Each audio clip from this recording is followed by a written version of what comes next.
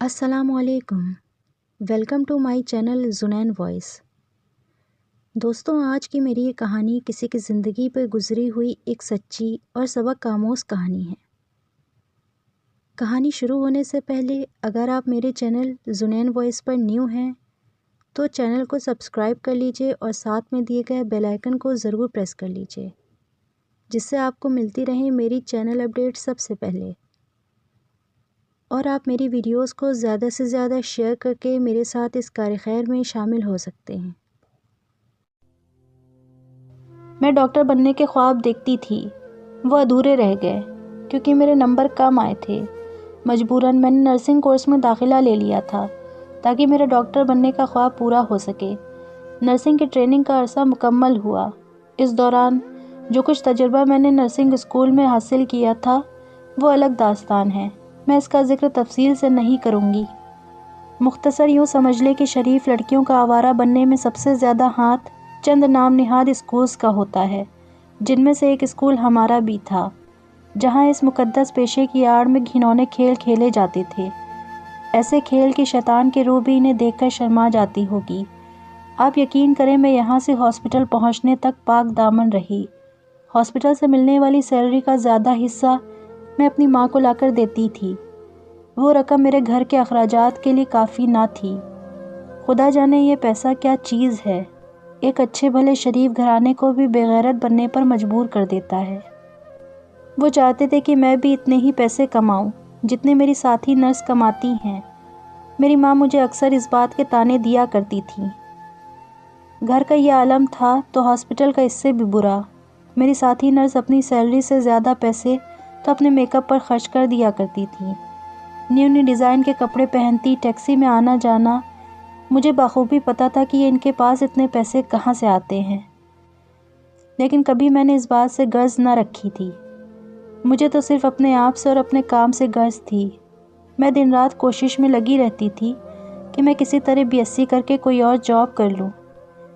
मेरी साथी नर्स मुझे चिढ़ाया करती थीं। उन्होंने मेरे अजीब अजीब नाम रखे हुए थे। वो मेरे असल नाम खुशबख्त के बजाय बदबख्त कहती। वो मुझे पेंडू कहती थी, मगर मुझे उनकी बातों की परवाह ना थी। मैं अपनी ड्यूटी नहायत ईमानदारी से निभा रही थी। फिर मेरी बदनसीबी का एक ऐसा दिन शुरू हुआ जिसने मेरी ज़िंदगी का रुख ही मोड़ दिया था। इस रोज़ उर्दू के अखबार में गैर मुल्की नर्स की भर्ती का इश्तिहार आया था, जो एक एजेंसी की तरफ से था। मेरे बाप की नज़र अखबार के इश्तिहार पर पड़ गई और वो अखबार ले आए। मैंने भी वो इश्तिहार पढ़ा। किसी प्राइवेट हॉस्पिटल के लिए चंद नर्सेस की ज़रूरत थी। इश्तिहार में बड़ी शानदार सैलरी और फैसिलिटीज़ का लालच दिया हुआ था। मैंने इसमें कोई भी दिलचस्पी ना ली और इसे नज़रअंदाज कर दिया, लेकिन मेरे माँ बाप ने ज़िद करना शुरू कर दिया कि मैं यहाँ दरख्वास्त दे दूँ। मैंने भी कहा कि मैं जल्द ही बीएससी के बाद कोई अच्छी जॉब कर लूँगी, लेकिन उन्होंने तो एक रट ही लगाई हुई थी कि मैं बाहर जाऊँ और उनके लिए कीमती चीज़ें लाऊँ। मैंने उनकी ज़िद के आगे हार मान ली। एजेंसी वालों ने नर्सेस नौजवान और सेहतमंद मांगी थी और हर एप्लीकेशन के साथ एप्लीकेंट की पिक भी मांगी थी। मुझे इस वक्त इन बातों की ज़्यादा खबर ना थी। मेरे साथ मेरी हॉस्पिटल की काफ़ी नर्सेज ने भी इसे अप्लाई किया। वो सब तो इंतज़ार करती रहीं, लेकिन मुझे इंटरव्यू की कॉल आ गई। इंटरव्यू वाले दिन मेरी माँ ने मुझे अच्छे से तैयार होने को कहा, मेकअप करने का कहा। मैं जब तैयार होकर शीशे के सामने खड़ी हुई तो पहली बार मुझे अपनी खूबसूरती का एहसास हुआ। मेरी माँ मुझसे ज़्यादा बन सवर के मेरे साथ गई थीं। जब हम उस दफ्तर में पहुँचे तो मेरी माँ की आंखें फटी की फटी रह गईं। ऐसा दिखाई दे रहा था कि जैसे हम किसी यूरोपीय मुल्क में आ गए हों। इंटरव्यू के लिए 3 लड़कियों को बुलाया गया था। मेरे अलावा जो 2 लड़कियां थीं वो अकेले ही आई थीं। एक नाजुक मिजाज सेक्रेटरी ने हमारी रहनुमाई एक बहुत खूबसूरत कमरे में की, जहाँ 3 रंग के टेलीफोन रखे थे और कमरे की सजावट पे लाखों रुपए खर्च थे। हम दोनों माँ बेटी वहाँ बैठ गए। कमरे में खाली कुर्सी पड़ी थी, वहाँ कोई न था। थोड़े ही देर में हमारे पीछे वाला दरवाज़ा खुला और एक बहुत ही कीमती लिबास में एक नौजवान अंदर दाखिल हुआ। उसकी शख्सियत पुरकशिश थी कि हम दोनों खड़े हो गए। बैठिए बैठिए, तशरीफ़ रखिए। उसने अपने होठों पर एक अजीब सी मुस्कुराहट रखी हुई थी। आपकी तारीफ़ نظروں ہی نظروں میں میری کیفیت کا اندازہ لگائے ہوئے اس نے پوچھا، جی یہ میری بیٹی روزی ہے، میری ماں نے کہا۔ کیا فرمایا؟ آپ کی بیٹی؟ معاف کیجیے، میں تو آپ کو ان کی بڑی بہن سمجھ رہا تھا۔ اس نے عورت کی دکھتی رگ پہ ہاتھ رکھ دیا تھا۔ اسی دوران ایک ملازم ہمارے لیے چائے لایا۔ زندگی میں اتنے قیمتی برتنوں میں شاید پہلی بار ہم نے چائے پی تھی۔ چائے پینے کے دوران کم از کم 5-6 بار گھنٹیاں بجی، اور ہر مرتبہ وہ نوجوان کہتا تھا کہ ابھی ان کے پاس جگہ نہیں ہے۔ نہ جانے کیسے بیوقوف لوگ ہیں۔ اب ہم نے کیا ٹھیکہ لے رکھا ہے کہ ہر کسی کو اگلے ملک لے جائیں؟ اس نے آخری فون سن کر میری ماں کی طرف دیکھتے ہوئے کہا، اور میری ماں نے اس کے جواب میں فوراً سر ہلایا۔ معاف کیجیے گا، آپ یہاں تشریف رکھیے، میں مس روزی کو انٹرویو کے لیے لے جاؤں گا۔ کیوں نہیں، کیوں نہیں؟ میری ماں کی جیسے مراد بر آئی تھی۔ میں اس کے اشارے پر اٹھ کر چل دی۔ دوسرا کمرہ بھی اس سے ملتا جلتا تھا، اور انٹرویو لینے والا بھی وہی تھا۔ اس لمحے بھی میرے دل میں خیال نہیں آیا کہ آخر اس نے میری ماں سے علیحدہ ہونا کیوں ضروری سمجھا تھا۔ معاف کیجیے گا، کیا آپ کی امی بھی باہر جائیں گی؟ جی نہیں، میں نے اپنی ہنسی کو چھپاتے ہوئے کہا۔ برا نہ مانیے، لیکن میں نے اس لیے پوچھا کیونکہ وہ آپ کے ساتھ آئی ہیں۔ جی نہیں، میں معافی چاہتی ہوں۔ میں نے نہ جانے کیوں یہ کہہ کر اس کی غلط فہمی میں مزید اضافہ کر دیا۔ انٹرویو کے دوران اس نے مجھ سے سوائے فری ہونے کے اور کچھ نہ کیا۔ ایک بھی سوال اس نے نرسنگ کے بارے میں نہ پوچھا۔ پھر بھی میں کچھ نہ سمجھ سکی۔ آدھے گھنٹے تک ہم گفتگو کرتے رہے۔ پھر وہ میرے ساتھ اسی کمرے میں آ گیا جہاں میری ماں بے صبری سے میرا انتظار کر رہی تھی، اور کچھ دن بعد ہی وہ ہمارے گھر آ گیا۔ میں اس وقت گھر پر نہیں تھی۔ اس کی چکنی چپڑی باتوں سے میری ماں بری طرح پھنس چکی تھی، اور ایسا کیوں نہ ہوتا؟ ہوس نے ان کی آنکھوں پر پٹی جو باندھی ہوئی تھی۔ میری ماں باضد تھی کہ وہ یہاں رکے، میری بیٹی روزی یعنی مجھ سے مل کر جائے۔ میری چھوٹی بہن نے مجھے ہاسپٹل فون کیا کہ فوراً گھر آؤ۔ جب میں گھر پہنچی تو میرے والدین اس کے آگے پیچھے لگے ہوئے تھے۔ میری چھوٹی بہن اس کے لیے تیسری مرتبہ چائے بنا کر لائی تھی۔ مجھے دیکھتے ہی میری ماں کھیل اٹھی، لو بھائی، اب تم لوگ بیٹھو، مجھے تو گھر کے کام کرنا ہے۔ میری ماں بہانہ بنا کر چل دی۔ اب میں اور وہ دونوں ایک ہی کمرے میں بیٹھے ہوئے تھے۔ میری ماں تو مجھے برباد کرنے پہ تل گئی تھی۔ میرا نام رمیز ہے مس روزی، اور مجھے حیرانی ہے کہ ابھی تک آپ نے مجھ سے میرا نام نہیں پوچھا۔ آپ شاید سوچ رہی ہوں گی کہ کوئی عام سا نوجوان ہے اور آپ پر ڈورے ڈال رہا ہے، لیکن ایسی کوئی بات نہیں ہے۔ شاید آپ کو اس بات کا علم نہیں ہے کہ میرا واسطہ جس کام سے ہے وہاں مجھے روزانہ خوبصورت لڑکیوں سے ملاقات کرنی پڑتی ہے۔ مس روزی، اگر میرا کوئی ایسا ہی غلط ارادہ ہو تو آپ ہی سوچیں میرے لیے کیا رکاوٹ ہے۔ شاید آپ کو میرے خلوص پہ یقین نہیں آئے گا، لیکن میں آپ کو بتا دینا چاہتا ہوں کہ آپ کی سادگی نے مجھے بہت امپریس کیا ہے۔ اس نے بغیر رکے ایک اچھا خاصا لیکچر دے ڈالا، اور نہ جانے وہ کون سی منحوس گھڑی تھی جب مجھے اس کی باتوں اور خلوص پر یقین آ گیا تھا۔ بڑا ظالم پلان تھا۔ ایسا داؤں پھینکا کہ میں تو کیا، کوئی اور لڑکی اس موقع پر مر مٹتی۔ اس کی باتوں نے مجھے سوچنے پر مجبور کر دیا کہ آخر اس کو کمی کس چیز کی ہے۔ اگر اس کو کوئی غلط مقصد ہی حاصل کرنا ہوتا تو اس شہر کی درجنوں خوبصورت لڑکیاں اس سے دوستی کرنے کے لیے بے قرار رہتی ہوں گی۔ میں نے خود کو خوش قسمت سمجھا کہ اتنا بڑا آدمی مجھ پہ مر مٹا ہے۔ تقریباً 1 گھنٹہ ہم تنہائی میں باتیں کرتے رہے۔ جب وہ واپس جانے لگا تو میں اس کی گرویدہ ہو چکی تھی۔ جاتے جاتے اس نے اگلے روز مجھ سے باہر ملنے کا وعدہ لے لیا۔ اگلے روز میں ایک شاندار کار میں بیٹھ کر اس کے ساتھ شہر کے سب سے مہنگے ہوٹل میں گئی۔ مجھے اپنی قسمت پر رشک آ رہا تھا۔ کسی ایسے ہوٹل میں جانے کا میرا یہ پہلا تجربہ تھا۔ ہوٹل میں رمیز جہاں سے گزرتا سب اس کو کھڑے ہو کر سلام کرتے۔ میں نے اندازہ لگایا کہ وہ بہت بڑا آدمی ہے۔ ہوٹل کے ایک کونے میں بیٹھے ہم نے ایک دوسرے کے ساتھ جینے مرنے کے وعدے کر لیے۔ رمیز نے مجھے جاب چھوڑنے کو کہا۔ میں نے اگلے دن ہی جاب سے استعفیٰ دے دیا۔ ملاقات کے تیسرے روز ہی فرم سے مجھے 40,000 روپے کا ڈرافٹ اور ایک لیٹر ملا جس میں لکھا تھا کہ مجھے منتخب کر لیا گیا ہے اور کراچی میں 1 ماہ کی خصوصی ٹریننگ کے بعد مجھے باہر بھیج دیا جائے گا۔ میرے ماں باپ کے تو پاؤں ہی زمین پر نہ لگ رہے تھے۔ وہ تو رمیز کو دعا دیتے نہ تھکتے۔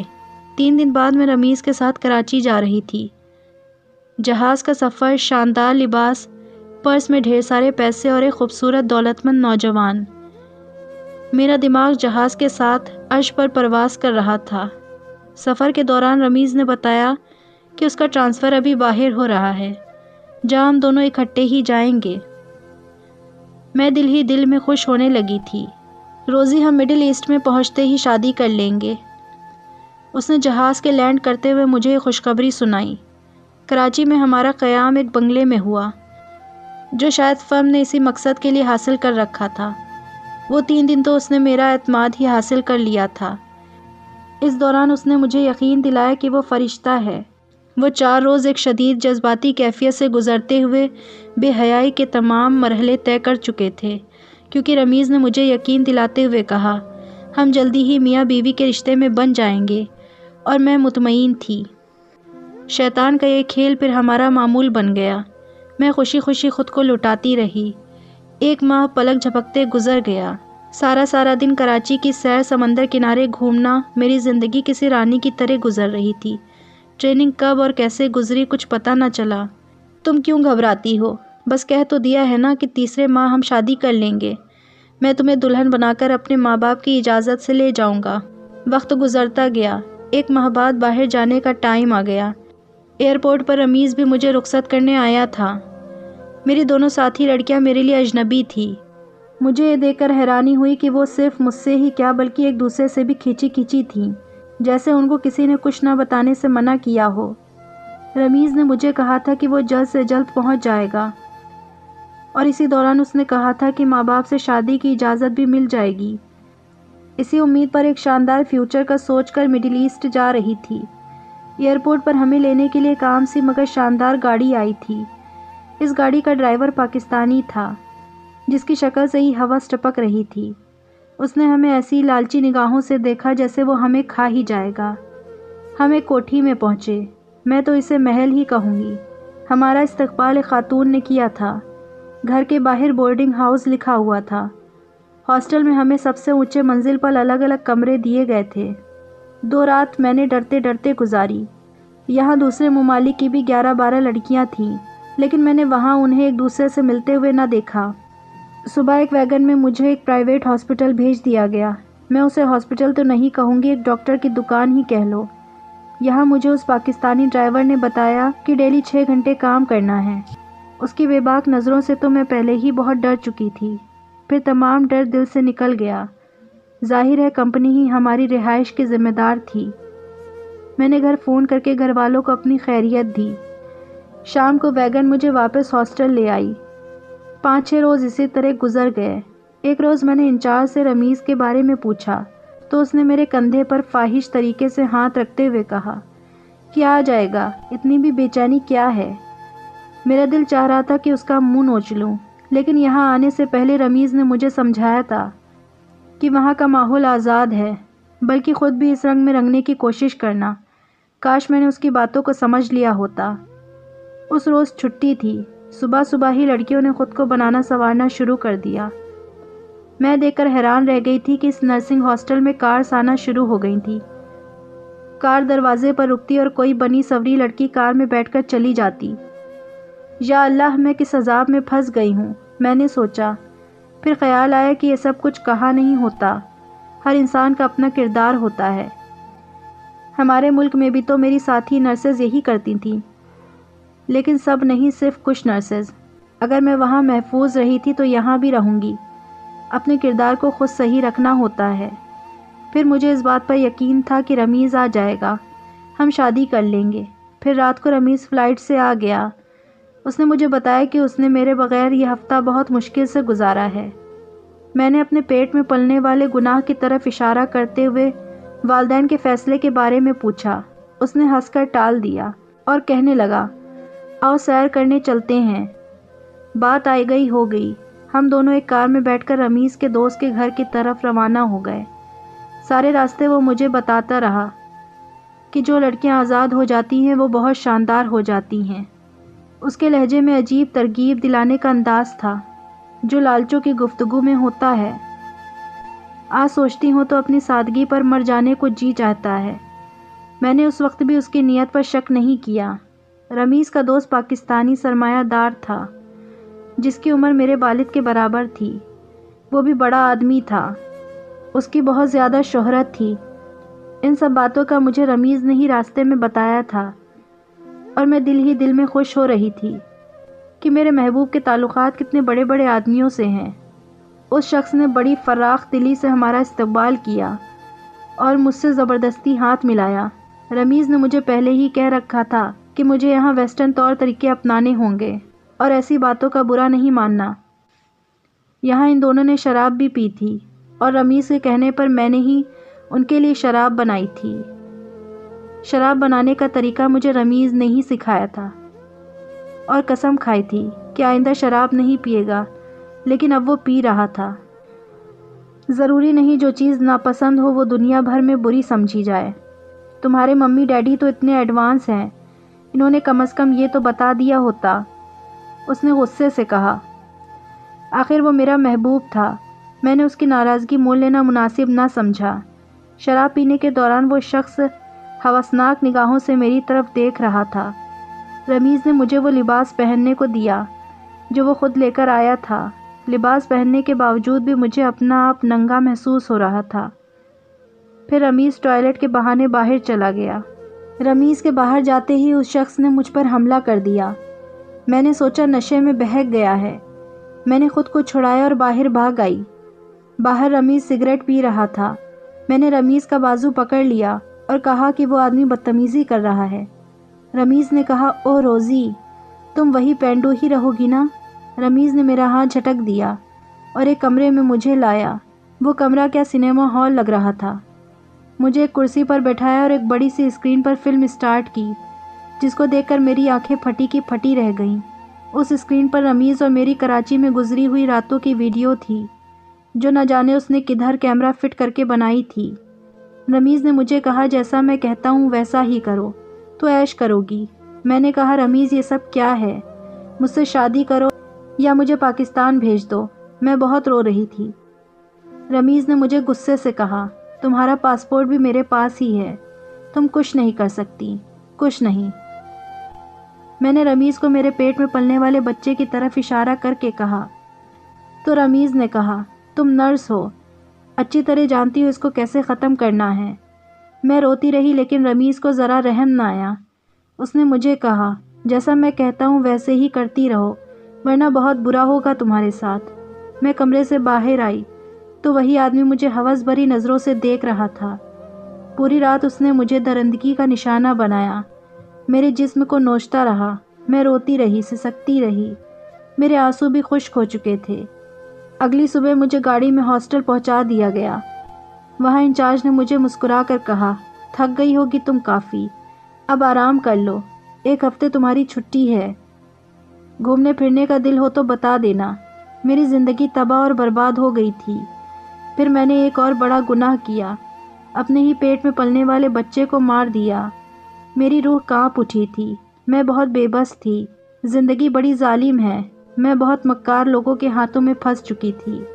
اگر ان کو کسی لڑکی پر ذرا بھی شک ہوتا تھا تو اس لڑکی کو مار دیتے تھے۔ ہر لڑکی بڑے بڑے آفیسر کی ہوس کا نشانہ بنتی تھی۔ میری زندگی کا اب ایک ہی مقصد تھا، رمیز سے انتقام لینا۔ وہی ذمہ دار تھا میری اس حالت کا۔ ایک شخص جس کی عمر 60 سال تھی اور اپنے ملک میں ایک اعلیٰ رینک پر آفیسر تھا، اس کو نہ جانے میری کون سی ادا پسند آ گئی۔ وہ مجھے اپنے ساتھ اپنے بنگلے پر لے گیا۔ میں ادھر رہنے لگی۔ میں نے اس آفیسر کا آہستہ آہستہ بھروسہ جیت لیا، جس سے اس کی سختیاں مجھ پہ کم ہو گئی تھیں۔ میں مہینے میں ایک آدھ بار ہاسٹل جا کر اپنے بدنصیب ساتھیوں سے مل آتی تھی۔ میں تو ان سے زیادہ خوش نصیب تھی۔ ایک بار بازار میں میری ملاقات رمیز سے ہوئی۔ رمیز نظریں چرا کر جانا چاہتا تھا۔ میں نے پیچھے سے آواز دے کر بلایا۔ میرا انداز بالکل بازاری عورتوں جیسا ہو چکا تھا۔ میں نے اسے اپنی باتوں میں پھنسایا اور اسے کہا کہ ہم اپنی محبت کا آغاز پھر سے کرتے ہیں۔ پھر میں رمیز سے ملنا شروع ہو گئی تھی۔ پہلے تو رمیز نے انکار کیا، پھر مجھ سے ملنے آتا تھا۔ جس آفیسر کے بنگلے میں میں رہتی تھی، اس کے گھر کے باہر گارڈز تھے۔ میں نے گارڈز کو کہا کہ یہ بری نیت سے ادھر آتا ہے۔ پھر جیسے ہی رمیز نے بنگلے میں داخل ہونا چاہا، اسے گرفتار کر کے میرے سامنے پیش کیا گیا۔ पहले तो मैंने उसे कोड़े से जी भर कर पीटा, फिर उसे कुत्ते की मौत मारा और फिर समंदर की लहरों में उसकी लाश को फेंकवा दिया। ज़िंदगी रेंगती रही और रेंग रही है। मैं साल में एक बार अपने मुल्क आती हूँ। मेरे माँ बाप आज शहर के अमीर तरीन लोगों में शुमार होते हैं। क्या हुआ अगर वो मेरी कमाई पर ऐश कर रहे हैं? आखिर उनका हक है। उन्होंने मुझे पाला, बड़ा किया और तालीम दिलवाई, बाहर भिजवाया। आप इसे मेरा घटियापन समझें या गंदापन, लेकिन मुझे ये कहने में बिल्कुल शर्म नहीं कि मेरी बर्बादी में सबसे ज़्यादा हाथ मेरे माँ बाप का है। हवस ने उन्हें अंधा कर रखा है, वरना मेरा यह हशर कभी ना होता। ऐ काश अल्लाह मुझे नेक वालिदैन अता करते।